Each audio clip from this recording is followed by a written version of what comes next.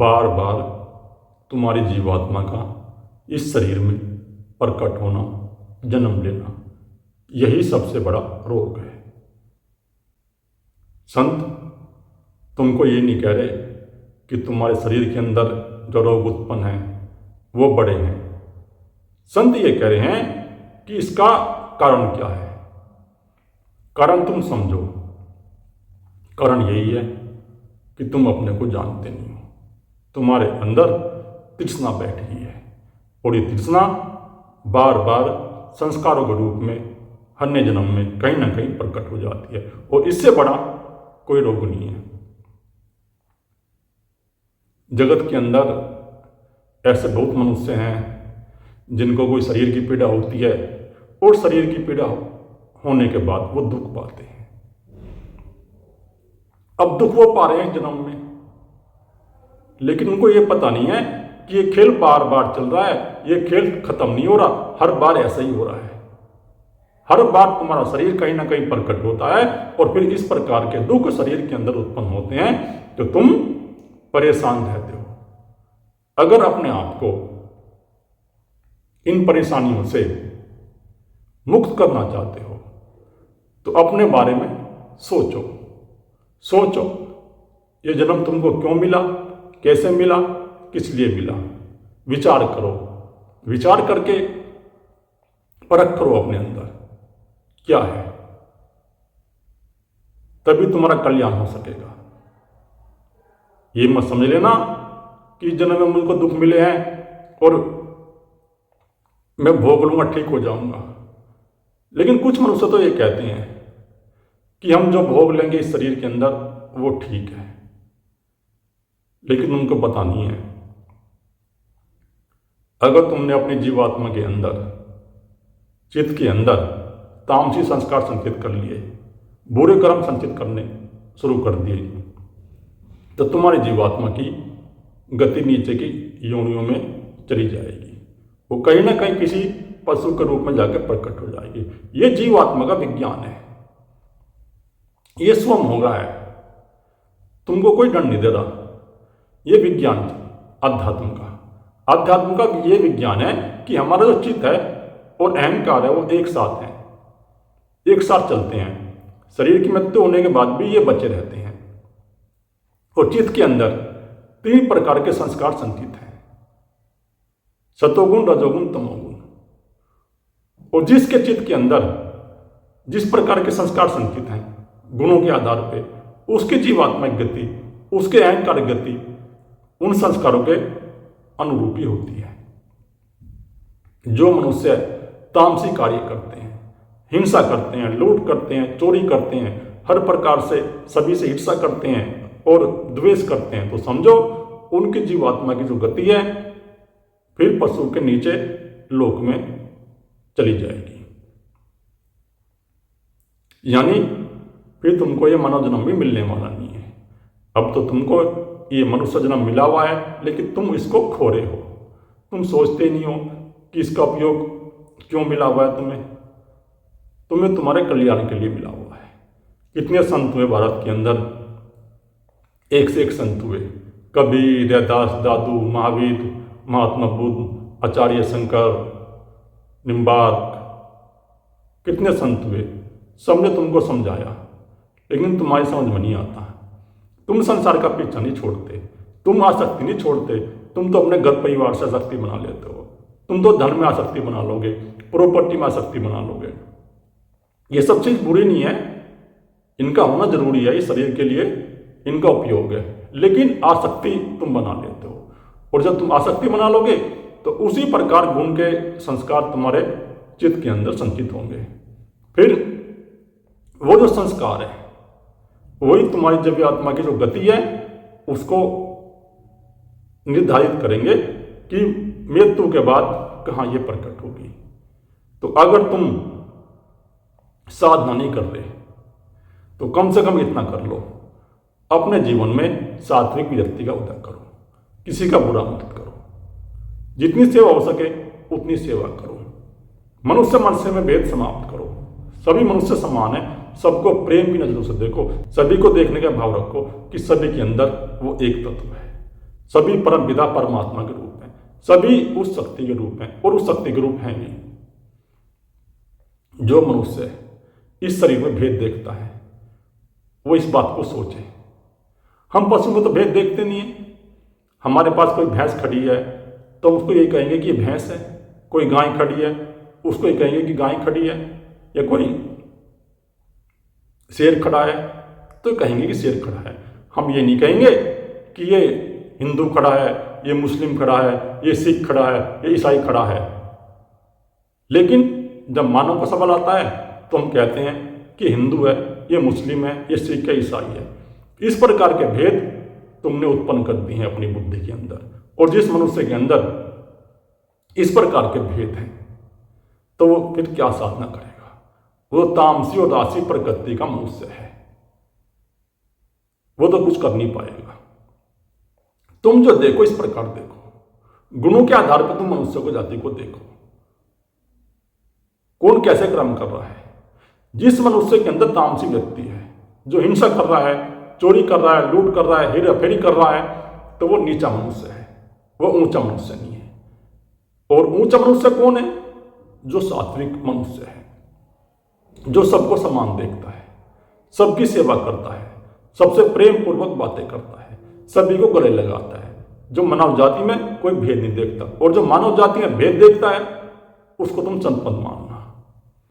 वो संत के नाम पे धब्बा है, मैं उसको संत के नाम पे धब्बा मानता हूं, जो मनुष्य जाति में भेद देखता है।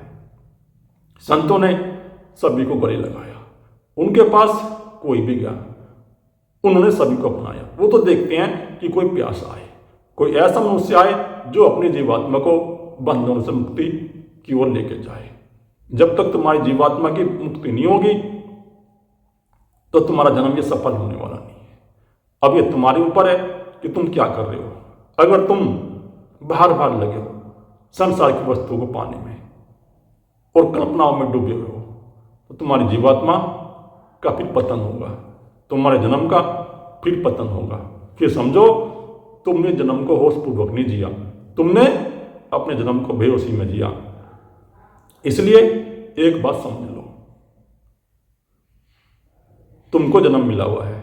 मैं ये नहीं कह रहा कि तुम जगत के कर्म छोड़ के तुम अध्यात्म में लग जाओ। मैं तुमको एक बात कह रहा हूं बस सीधी सी, कि तुम्हारे पास 24 घंटे हैं। उस 24 घंटे में से 2 से 3 घंटे एक पैर, जैसे कबीरदास जी ने कहा है कि अगर एक पैर भजन करो तो तुम्हारा कल्याण हो जाए। अगर एक पैर की तुम भजन नहीं करोगे, परमात्मा का नाम नहीं लोगे, तो तुम्हारा कल्याण कैसे होगा? तो मुक्ति कैसे होगी? मुक्ति तभी होगी जब तुम एक पैर भजन करोगे। कम से कम 3 घंटे तो अपनी साधना के लिए निकाल लो। 3 घंटे भी निकाल लोगे तो तुम्हारी जीवात्मा के अंदर जो संस्कार पड़े हुए हैं वो निकलना शुरू होंगे। लेकिन 3 घंटे निकालो ईमानदारी से। ईमानदारी से जो तुम्हारे चित्त के अंदर संस्कार हैं उनको निकालो। सच्चे मन से सेवा में उतरो, सच्चे मन से साधना में उतरो, तभी तुम्हारा कल्याण हो सकता है। तभी तुम्हारे अंदर वो प्यास जगेगी। जब तक मनुष्य सेवा में प्रवेश नहीं करता, साधना में प्रवेश नहीं करता, तो उसकी प्यास गहरी नहीं होती। और जिसको धन की प्यास है, जिसको पद की प्यास है, वो तो अध्यात्म मार्ग पर चलता है नहीं। क्योंकि हमने ऐसे ऐसे आश्रम भी देख लिए, बड़े बड़े आश्रम, जहां ऐसे मनुष्य बैठ गए जिनको पद चाहिए। वो चले तो अपने स्वयं की खोज में थे, लेकिन उनको गुरु सही नहीं मिला तो भटक गए, या फिर उन्होंने गुरु के प्रति समर्पण नहीं किया।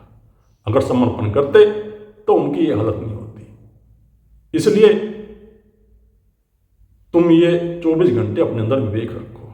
तुम किसी आश्रम में भी जाकर रह रहे हो तो ये विश्लेषण करो कि तुम क्यों आए हो, क्यों तुम्हें परमपिता परमात्मा ने भेजा, क्यों तुमने संसार छोड़ लिया बाहर का। तुम बाहर का संसार छोड़ के बैठ गए, लेकिन तुम बाहर का संसार छोड़ के कहीं चले जाना। जीवात्मा तो तुम्हारे अंदर है, चित्त तो तुम्हारे अंदर है, संस्कार तो तुम्हारे अंदर है, ये तो साथ जाएंगे। तुम जहां भी जाओगे वहीं संस्कार संचित कर लोगे।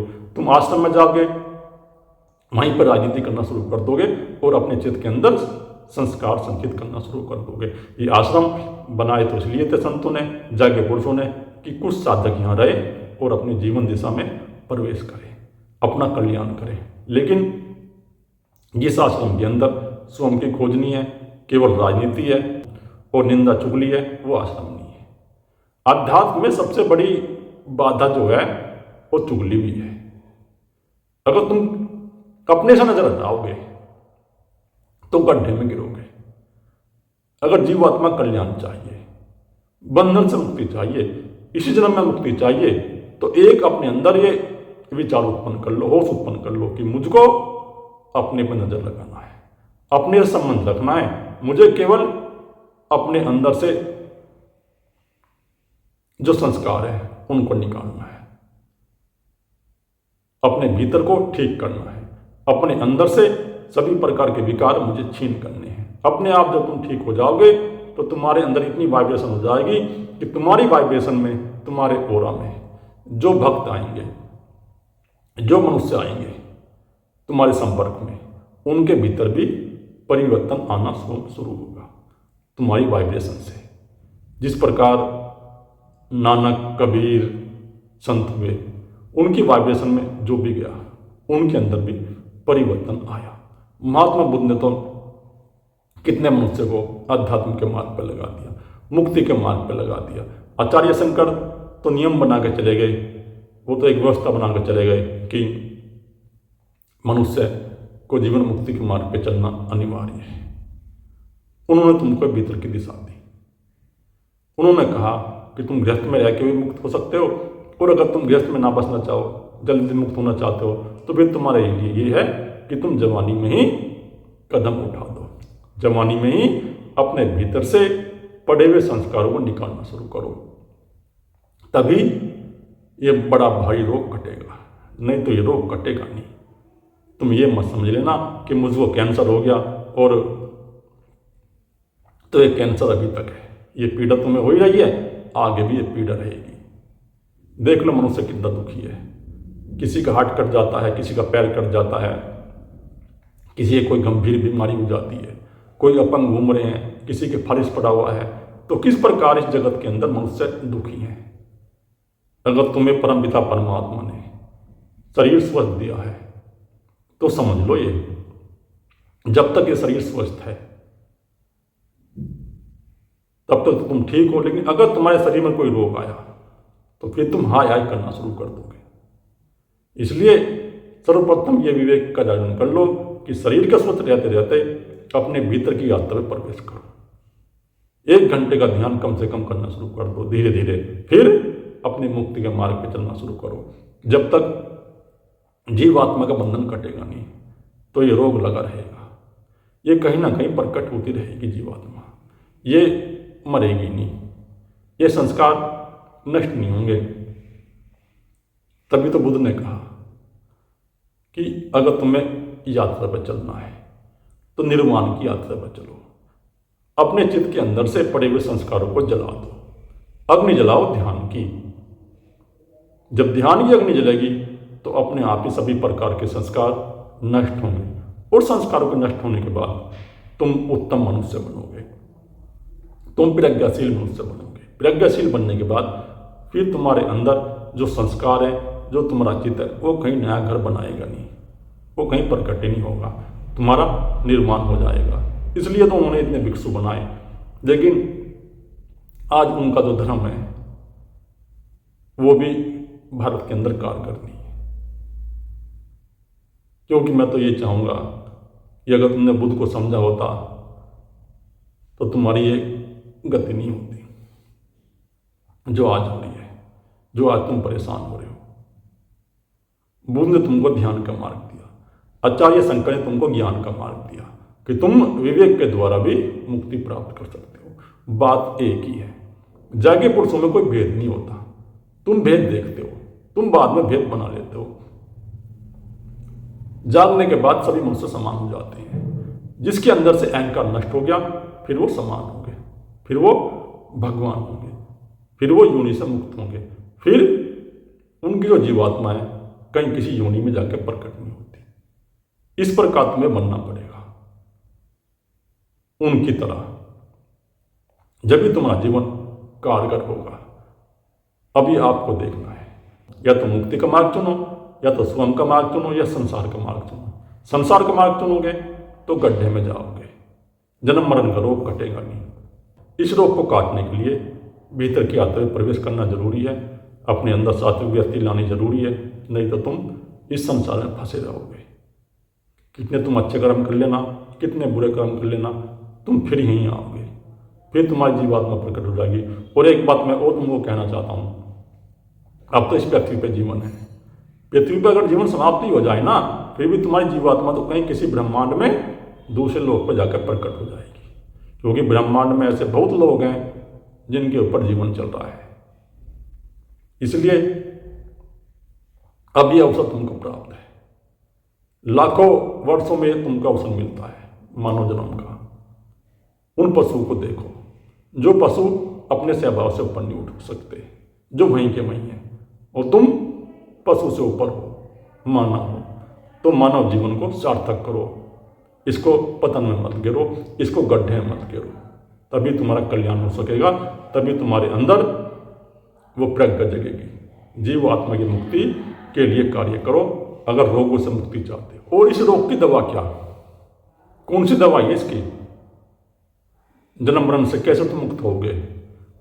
मुक्त तुम जब होगे जब तुम अंदर की आत्मा पर चलोगे, परम पिता परमात्मा का चिंतन करोगे, स्वयं को जानने का प्रयास करोगे।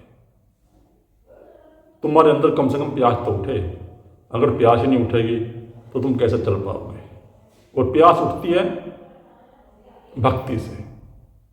तुम पहले भक्ति शुरू करो, कहीं किसी गुरु के द्वार पर जाकर समर्पण कर दो, कहीं किसी इष्ट के प्रति जाकर समर्पण कर दो, तभी तुम्हारा कल्याण होगा।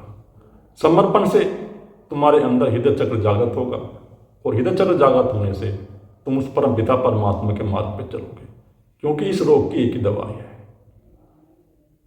हम किसी न किसी प्रकार अपनी साधना में लग जाएं। 4 मार्ग बताइए भगवान श्री कृष्ण ने गीता में, योग मार्ग, कर्म मार्ग, भक्ति मार्ग, ज्ञान मार्ग। तुम अपने अनुकूल देख लो कि तुमको कौन से मार्ग पे चलना है।